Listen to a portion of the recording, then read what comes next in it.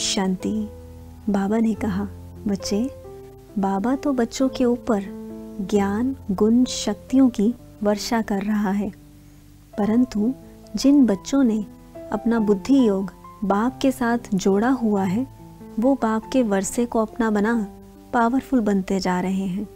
और जिन बच्चों का बुद्धि योग इधर उधर लगा हुआ है, उन तक बाप का वर्षा आता है, परंतु वापस लौट जाता है।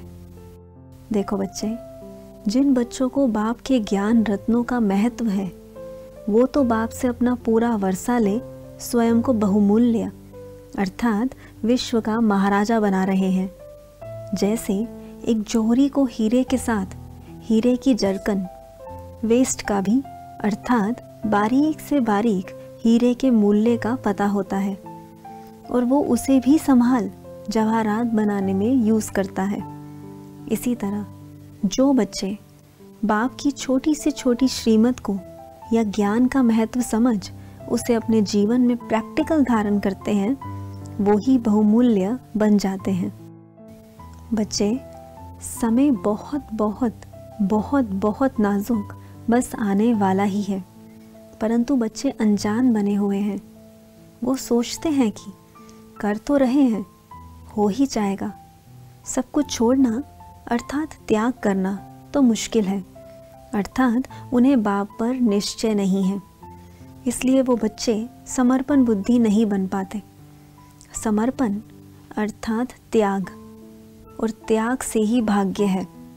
जो इस समय 100% बाप की श्रीमत पर चलने का अटेंशन दे रहे हैं, उन बच्चों की जिम्मेवारी बाप लेता है।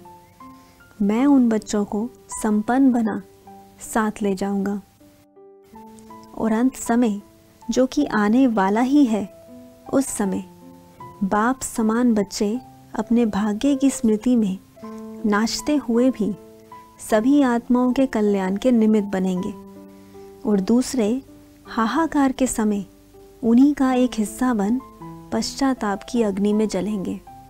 बाबा के अंदर बच्चों के प्रति अत्यधिक रहम है, पर करना तो आप बच्चों को ही पड़ेगा ना। बाप की समझाने के महत्व को समझो। कागज़ के टुकड़ों के लिए, ईंटों के मकानों के लिए या अपनी छोटी छोटी इच्छाओं के कारण अपने समय को व्यर्थ मत करो। यह भाग्य बनाने का समय फिर कभी नहीं आएगा। देखो बच्चे, बाप तो आप बच्चों की इंतज़ार में आपको ज्ञान, गुण, शक्तियाँ देने के लिए ही बैठा है, और जैसे ही आप बच्चे सच्चे दिल से मुझे याद करते हो, तो मैं आपको संपन्न बनाना शुरू कर देता हूँ। परंतु याद तो करो ना, फिर ही तो बाप का वर्षा ले पाओगे। अच्छा, ओम शांति।